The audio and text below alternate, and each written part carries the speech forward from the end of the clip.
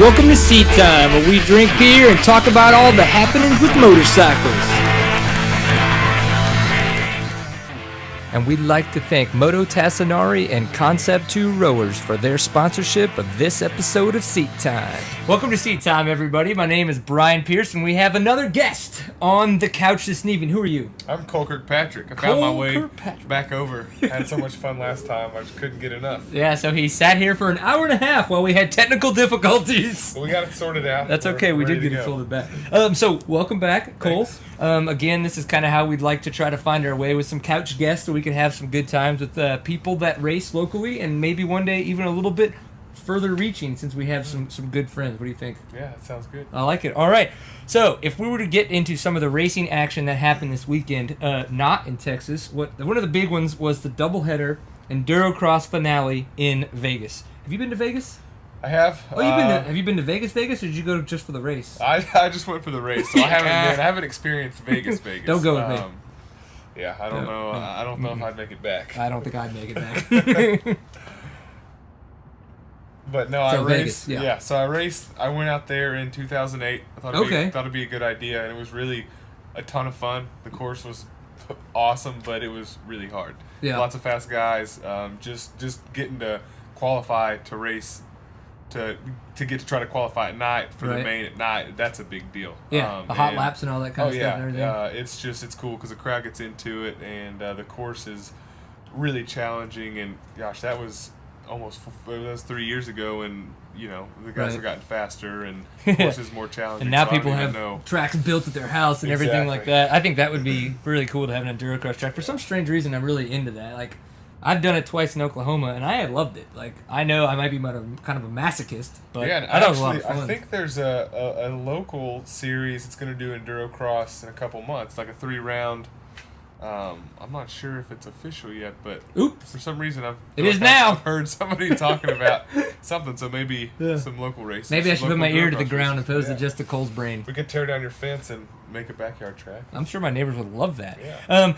We would try to invite Taddy because apparently he is an Endurocross badass. Right. I think that we've all known that from his extreme Enduro experiences and kicking ass before in Endurocross series. He's even won it. But he's never had a perfect season as he has now had. Right. He literally has won every single event and pretty much completely dominated. There were times where it looked like he might not be able to pull it off the win, pull off every lap of a win. But any time that he may have lost a little bit of momentum, made a little bit of a mistake, fixed it quickly, got back on the track, and just got back into the lead. Right. And from watching the videos, he's such a good starter, too. It seems like he gets out front early, or he goes down trying to get out front early and still ends up working through the pack and winning. Yeah. The guy's sheer his brute I wouldn't even call it brute strength. It's just his capability, as you're saying, to just fight for the first or get first. And then his ability to keep momentum and just minimize mistakes is just phenomenal. Yeah, I wouldn't want to be in his way if he was coming. Yeah, you would not be there for very long.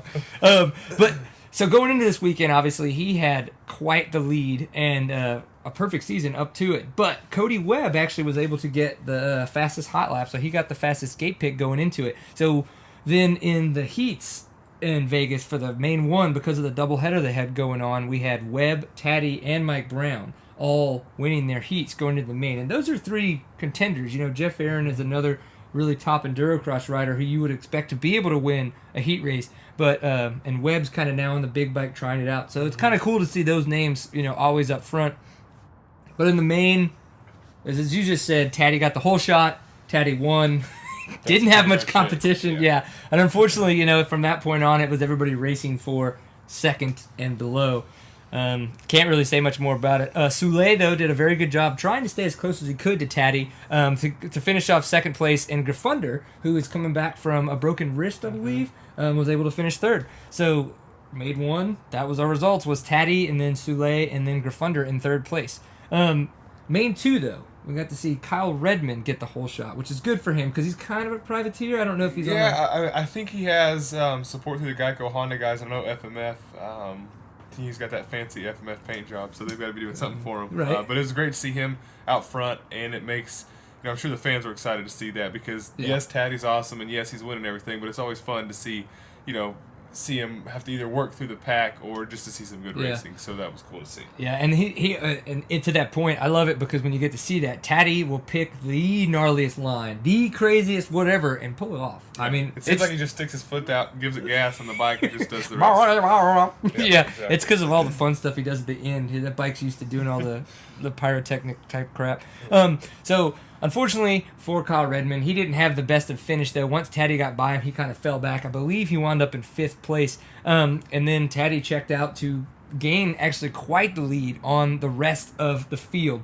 Taylor Roberts, excuse me though, that's that really good beer that I've been drinking. Did it smell as bad as it did before? No, it doesn't. I haven't caught wind of it yet. I think it's because luckily the garage door's open. Yeah, I see how that goes. So Taylor Robert, though, got his first Endurocross podium. Now, that's got to be a big deal for him, I would think. Yeah, I was really excited to see Taylor Robert on the podium. He's been doing the awesome at the works races. He's battles with Caselli and all those guys week in and week out, and it was just cool to see him on the podium in Las Vegas just because that's such a big race. Yeah. And a good way to end the season. I know those guys are going to the off season and finishing. Having a race weekend, it's a positive one going into the off season is always helpful. I can only imagine. And then we had our ageless Mike Brown in 3rd place in Maine too. I don't know how that guy does it. I really don't. We have Dusty Abbott just officially retired, like from full time. And you got Mike Brown who's just like, well, it's fine. I'll do another work series. It's whatever. I'll be 40 soon. Yeah. Why not? So pretty cool. So we got Blazsusiak, Robert, and Brown, 1st, 2nd, and 3rd, Main 2. Blazsusiak got the overall win. I'm pretty sure Brown was in 2nd place, and then I think Aaron was in 3rd overall. So, I mean, this was like a pretty crazy season for the fact that we had Taddy walking away with a completely, not win-free, but completely winned everything. Undefeated. That's pretty nuts, dude. One of the things that I'm not too happy about when we talk about the Endurocross season is that they are actually not even making it past Colorado for next year. They're trumping up the fact that they're going to have 8 rounds, but they're not even they're not going to do Indianapolis. They've already canceled out Oklahoma so many times now, and I'm just really disappointed by that because if you think about the East Coast, those are your technical riders. Those are your trials riders. Those are the guys that are really going to be able to compete and that really need a chance like this in some Endurocross type stuff, I think, anyway. Right. And I understand. And the fans. Yeah, and I understand that. I almost look at, it seems like most of the guys that are going to those races are based out of the West Coast, so maybe that could be they're it. kind of looking at the riders they have, but I understand what you're saying. It makes it tough because traditionally the guys in the East Coast are used to riding rocks and logs and all that. Technical right. stuff. So, but we'll just see what happens. That's a really good point because I haven't actually taken names, people that have entered, and looked down where they're from in that retrospect, and maybe that's what with the tight economy that everybody loves to bring up so much that maybe somebody sat down and did that, and that's kind of where it came down to. Right, because if you look at, okay, maybe they have a race in Indianapolis, and they look at the guys that showed up, and they look at the guys that qualified. If they're all making the haul from California, it really might not be worth it. So, it's very true. I know that our buddy Rob Mitchell was very disappointed because he had a lot of fun at Indianapolis making a sweet-ass video last year, and so unfortunately this year that's not the case, but at least unless he gets somebody to fly him out west. That's right. So, speaking of sponsors, we all have people that we have to thank because of the fact that they help us do this. They help people pay for this. They help support all the scenes that we're in. And one of those great sponsors for Seat Time for this episode is Concept 2. For those of you who do not know who Concept 2 is, they originally came on the scene with an indoor rower back a long time ago. And the big deal with that is because of the fact that rowing, if you're on crew, is a total body workout. It starts at your quads and your core and then works its way up to your shoulders. But from that point, it works just about all the little tiny, every muscle in your body, including all the little tiny ones that you can't find a way to work out. I myself have a Concept 2 rower.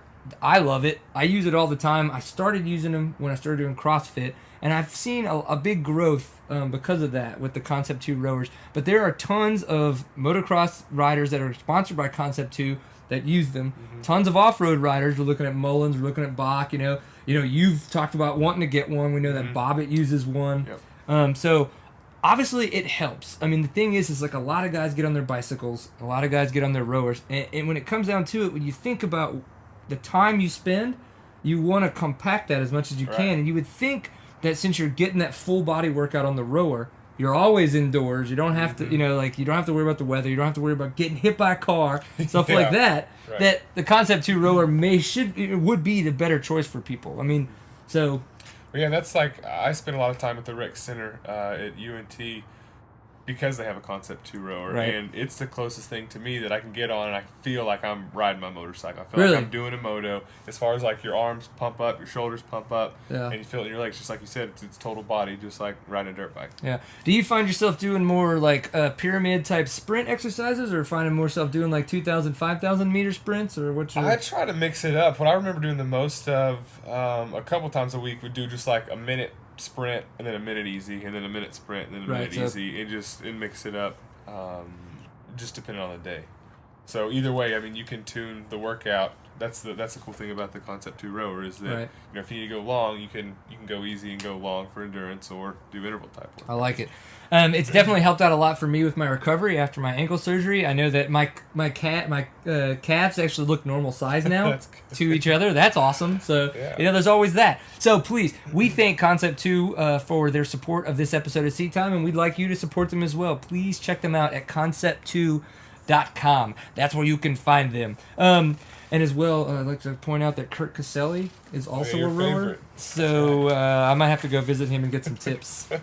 So how do you sweat on the weekends? This is my rower. That's weird. I mean, whatever. You can do whatever you like. Yeah, it's like as long as it's paid for. So this past weekend in Texas, though, we had racing that happened as well at Thackerville, Oklahoma, and you were out there, and conditions weren't what we expected, were they? No, the recon, the dirt looked to be really good. And it was. That wasn't like me doing some magical camera angle. It really was that awesome. Yeah, unfortunately, the week before. Right, and I talked to Cameron Ishmael throughout the week because his dad was responsible for laying out the course. That's right. They did an awesome job, and he said that the dirt in the woods was good, and it looked like the forecast was actually calling for some moisture, and I thought that we were going to get some rain, but it just didn't happen. And on Saturday the track was good, but you have all the guys do practice and everybody riding on all afternoon, and the moisture kind of disappeared. Yeah, it like completely disappeared. Yeah, except for a few spots in the woods. Yeah, but it pretty much, the course deteriorated. It was in a lot of places just a long silt rut. Yeah. And we definitely saw quite a few times there were guys, y'all kind of ripping and roaring around your two-strokes, you and Caleb Ramsey, where you were just like fishtailing all over the place, especially when it was just getting nuts. I mean, it was just... So Cole, as well, was nice enough to let me borrow his dolly while we were out there. So that we have a little video floating around of the long course race program that was going on. My friend Jeremy was helping me out while Cole was racing and all that was going on. Getting that video together. So if you haven't seen that, please go check it out. We're going to try to do a lot more of that in the future, as long as me being on staff doesn't get in the way, and that we can continue to just have fun. That's what this is all about. So thinking of the track and the way it deteriorated on Saturday throughout practice, like what kind of adjustments do you as a rider, and then maybe you as a pro, like at that level, like what kind of adjustments do you make as you go out there and realize everything maybe you prepped for from the recon wasn't the way you expected it to be, and then as you take your last lap, it's completely different. Where do you make those adjustments, and how do you kind of pin that down? I always try to do, the first lap on the course, I try not to adjust anything, because typically, the first lap in practice, I'm just kind of learning the track and getting the feel for things. But then as afternoon progresses, we do make changes, and that's one thing that I would suggest to everybody is don't be afraid to make changes to your bike. They have clickers and everything for a reason. But for a course like that, I ended up going stiffer as the day went on. I think a lot of people, as the track got rougher, thinking, my suspension. Okay yeah, she was. Nice. I think as the day goes on, I think a lot of people, as the course gets rougher, they think, it's beating me up, my suspension's too stiff, and they end up going softer. Thinking rock mentality. And thinking that it'll just smooth out the ride, whereas, for me, as the course gets rougher, I tend to go stiffer because...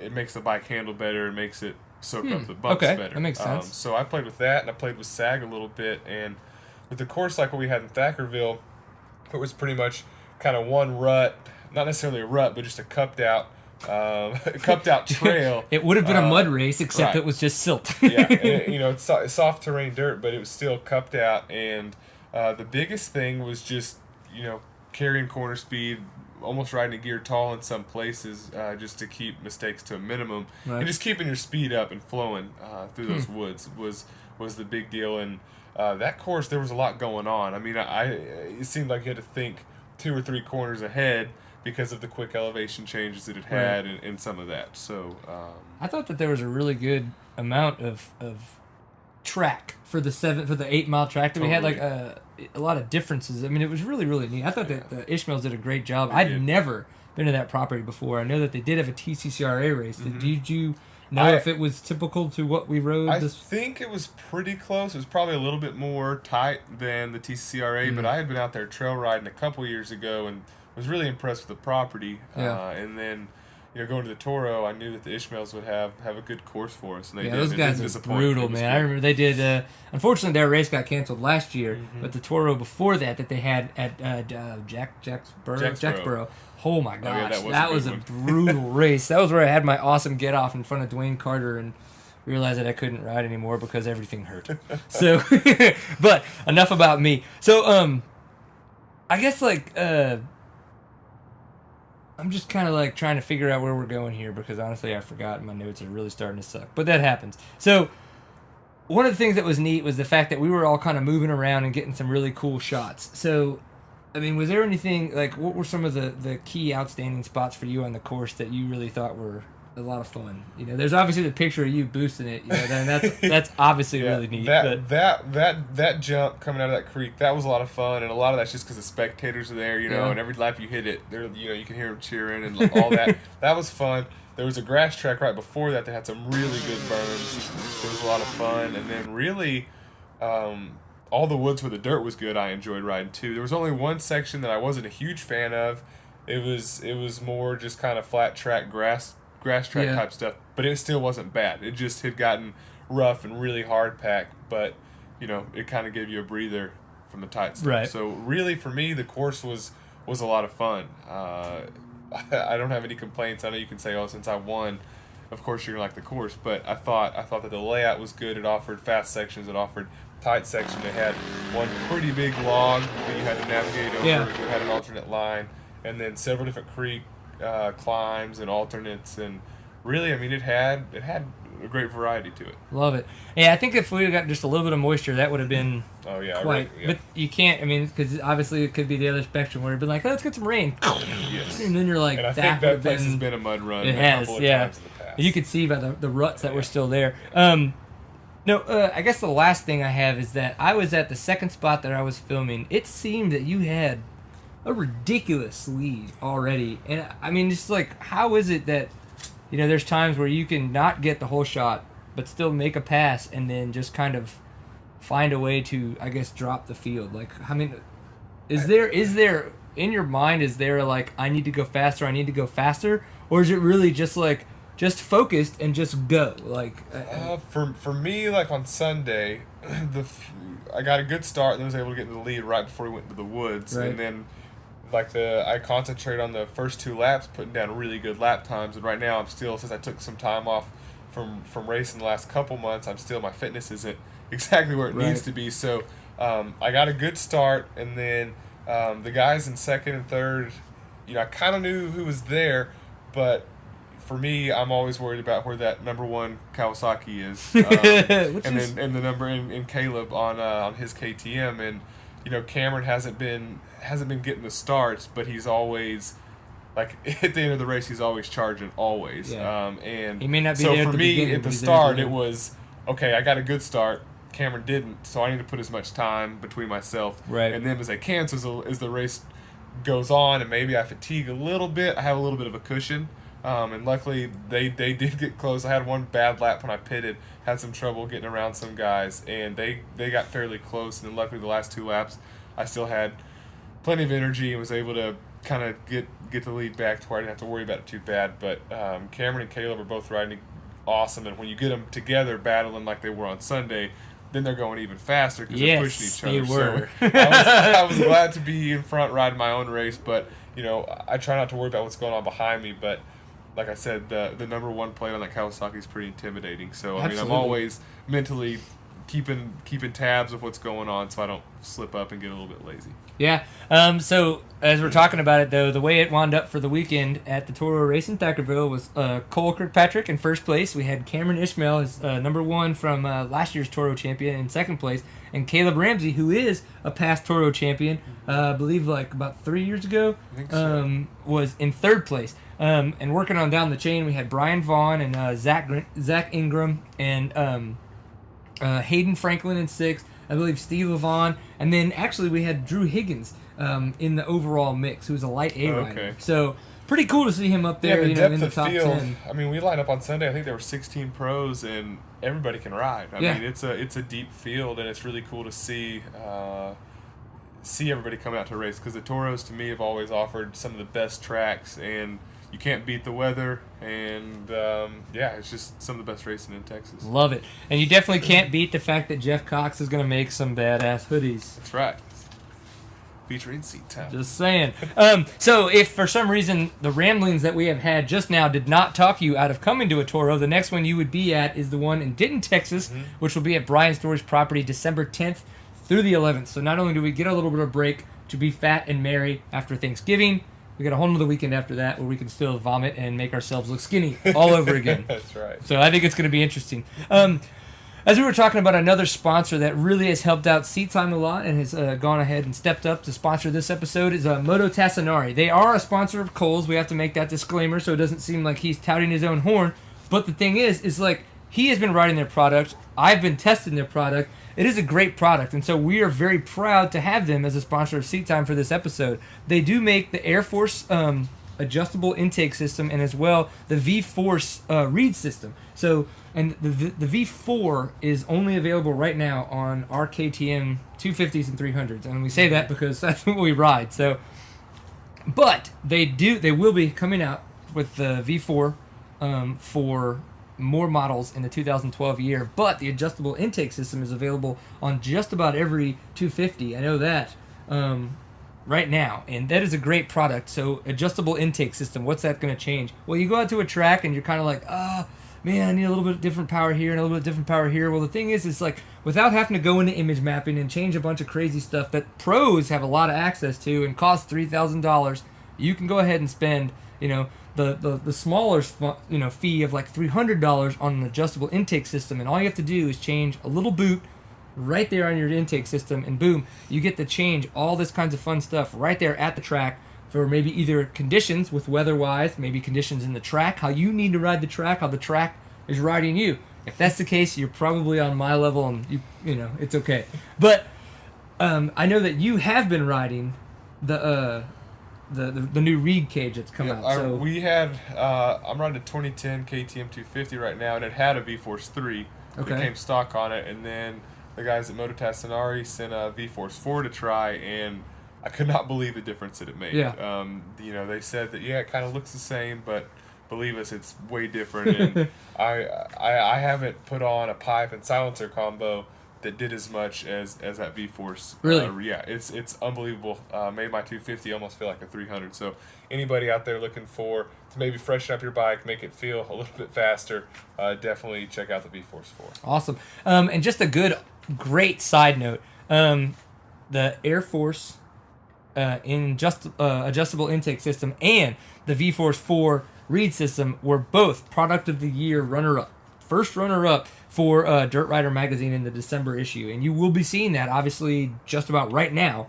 because the December issue will be coming out fairly shortly. So for their first year on both of those products, that says a lot. And not only does it say, like, we've talked about it quite a lot, and he's just gone on and on about it. So we thank Moto Tassinari for their sponsorship of this episode of Seat Time. Please, if nothing else, mototassinari.com, go check out their equipment, drop them a line, tell them that Seat Time told you to say hi, ask them about their product, maybe even give it a purchase. Yeah. We're hoping that's what I think they should do. I mean, that's what I want you to do. And I'm hoping that maybe we can even get you a discount code in the near future. If enough of you guys talk to them, tell them Seat Time sent you. I'm just saying it could happen. I don't know. So, thank you guys very much. Y'all should go check them out. Honorable mentions. Mr. Bobbitt. Mm-hmm. So Athlete of the Year. What up? It's like, do you get like a statue that's making me like, ugh, ugh? I don't know. I mean, what do you get? Yeah. A little glass plaque that has your name on it. It's like, that's it. Boom. What's up, Mom? Thanks, Dad. So, Russell Bobbitt, not only is he National Enduro Champion for 2011. And 6 days gold medalist. And 6-day gold medalist, which is pretty awesome. He is also the AMA Athlete of the Year. I mean, he was up against guys like Kurt Caselli, so, I mean, obviously he had some competition. You had to have been a little bit sad. Yeah. I was. I mean, I like Bobbitt too, though. They both ride Concept 2 rowers, so I couldn't have been too sad. But at the same time. So, congratulations to Russell Bobbitt. It obviously shows people were like, oh my gosh, Mullins is taking over when he won the championship last year and everything. And it's like, Bobbitt, what are you going to do? And, well, Bobbitt did what he needed to do. He came back and kicked some butt. Yeah, he did. So, I think going into the year, a lot of people didn't think that he was going to win the championship. And, sometimes when you sense that, it makes you want to work that much harder. And Russ definitely stepped it up, another level. Yeah. And, had an amazing year. So it was really cool to see him win the Athlete of the Year. So congratulations to Russell Bobbitt from Seat Time. We love you. Maybe we'll get to hang out sometime. I know you've hung out with him, but you've never hung out with me. So there's always that. People have also not hung out with at all is all of the off-road winners for the KTM teams this year. KTM has swept every single off-road title for 2011 within the United States.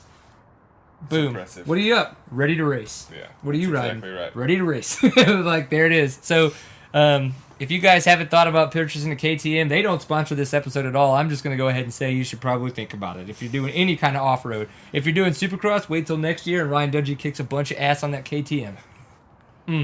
See what's going to happen. So, congratulations to KTM on all their titles. That is a major accomplishment, and we know that that's why they have these teams. They want to win, period. Yeah. And they did it. There it is. So, what's next? What's coming up this weekend? This weekend, we are driving north to Missouri for the Ozark 100. This is we shit. Well, I like it talked into the we and my side of Kirkpatrick we. The Kirkpatrick crew. We're gonna go. I'll be in Arkansas, but shit. Well, are you gonna be there on Sunday?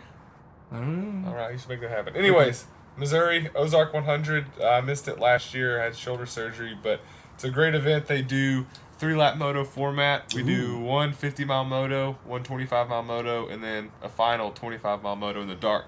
And it's challenging trail. It's not impossible. There's C and B riders that do it also exactly, but they do feature it's just technical. Right. And then in the dark they have a couple of sections that they add that makes it more technical, a couple elements, and but it's really a top-notch event, and I think awesome. It should be good. And then hopefully if the bike is still all together and I'm all together, we're going to drive to Arkansas and do the Riverfront Grand Prix.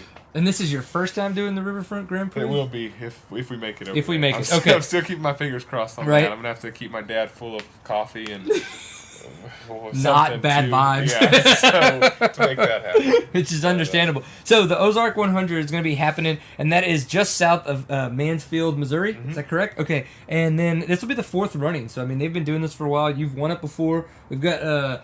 is it Cole Hensley?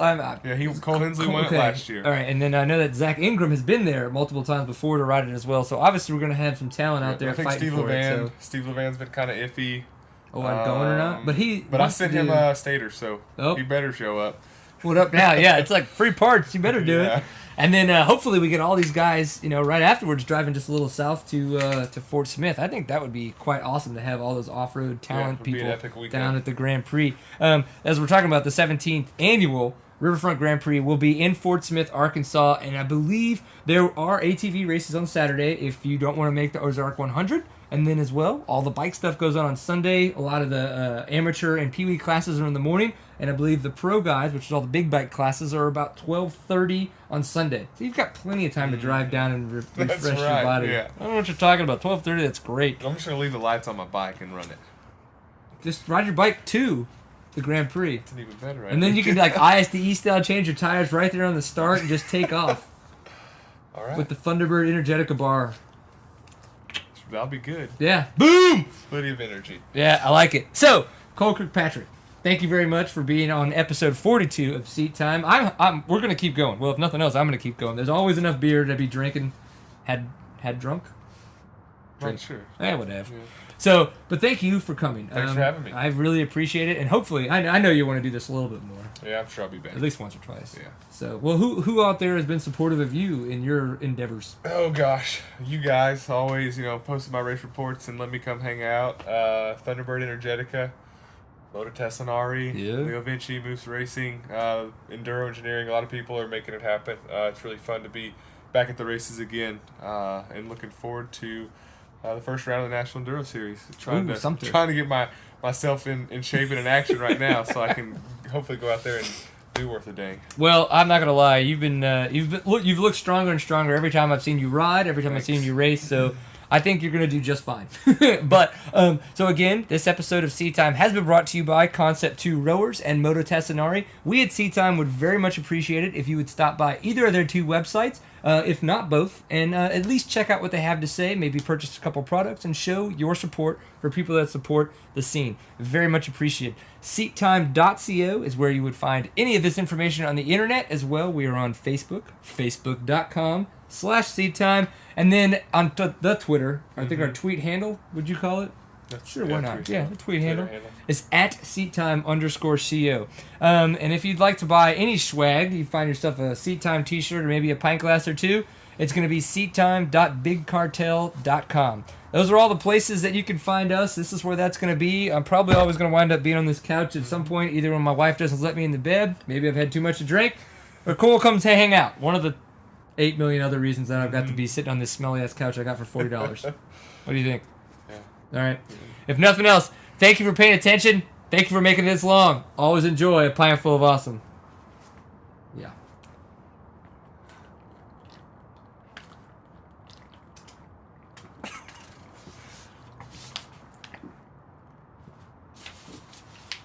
That's impressive. It's cold. Oh. Yeah. You good?